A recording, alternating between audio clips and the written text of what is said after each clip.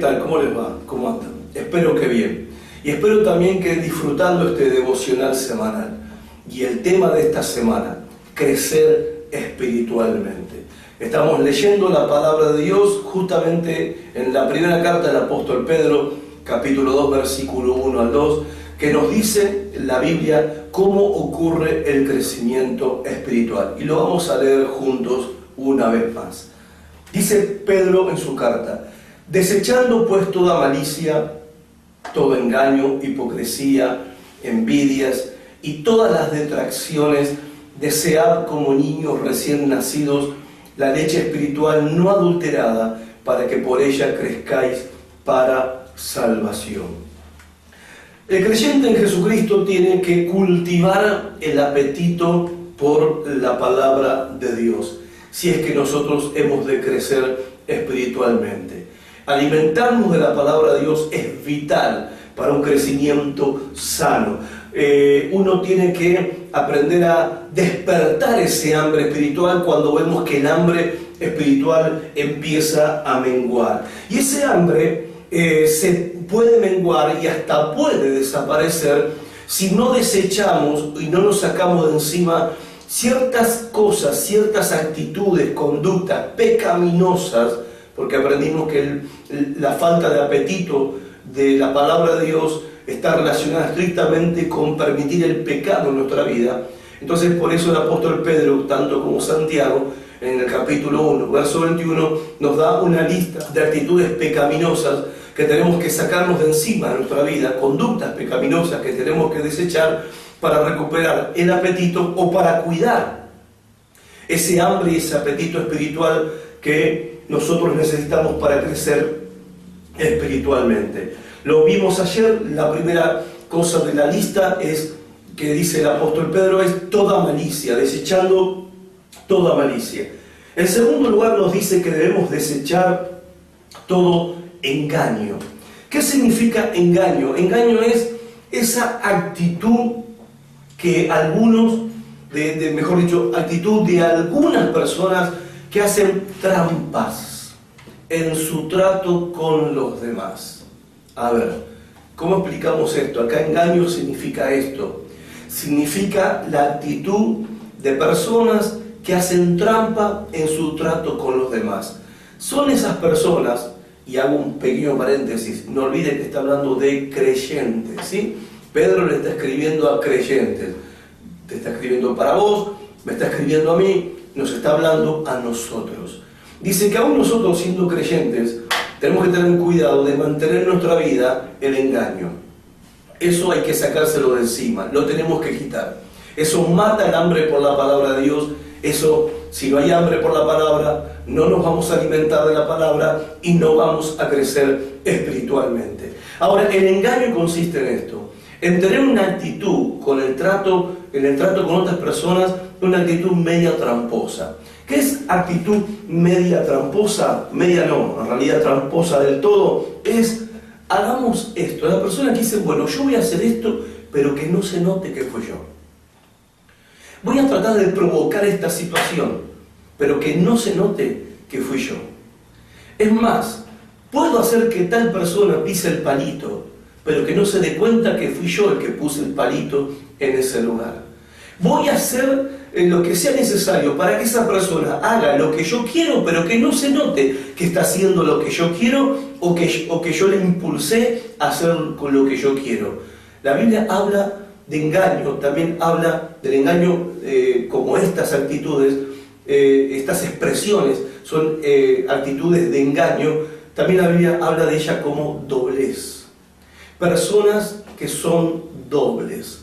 O sea, por un lado una cosa, pero por otro lado otra cosa, y ese otro lado lo usan para manipular a otras personas, situaciones y circunstancias, pero ellos siempre tratan de quedar atrás del escenario para que no se note que son ellos los que provocaron cierta situación. Me sorprende que Pedro esté diciéndole a los creyentes que se saquen de encima ese pecado, que se saquen de encima esa actitud. Evidentemente, había gente en la iglesia en la época de Pedro que lo hacía. Evidentemente, hay gente en la iglesia de hoy que todavía lo está haciendo. Y si lo estás haciendo, dice el apóstol Pedro, mejor dicho, dice Dios en su palabra, porque creemos que cuando la Biblia habla, Dios habla, sacate de encima esa actitud.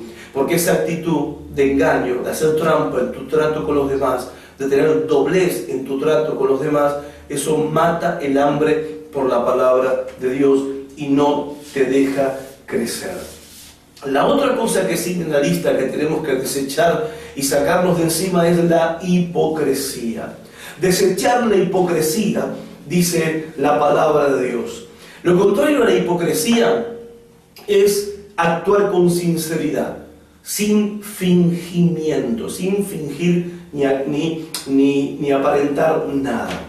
Hoy en día vivimos en un mundo que exalta hasta el extremo la cuestión de la imagen, la cuestión de la apariencia. Se invierte mucho dinero y mucho esfuerzo en cuidar la imagen, cuidar la apariencia para agradar a los demás y para hacer creer a otras personas que soy ese yo que les estoy mostrando a ellos, para que ustedes crean que soy lo que yo les quiero mostrar y que yo pretendo que ustedes crean o piensen de mí. Nadie quiere parecer viejo, nadie quiere parecer aburrido, anticuado, frustrado, fracasado, ignorante. Entonces, en el trato con las demás personas, terminamos tomando un papel, ¿sí?, protagónico de nuestra propia vida irreal, como si estuviéramos actuando en el teatro o actuando para una película y llevando adelante un personaje que en realidad no somos. Hay una frase que se está poniendo de moda, se repite mucho, donde dice: tenés que ser la mejor versión de vos mismo, la mejor versión de vos mismo.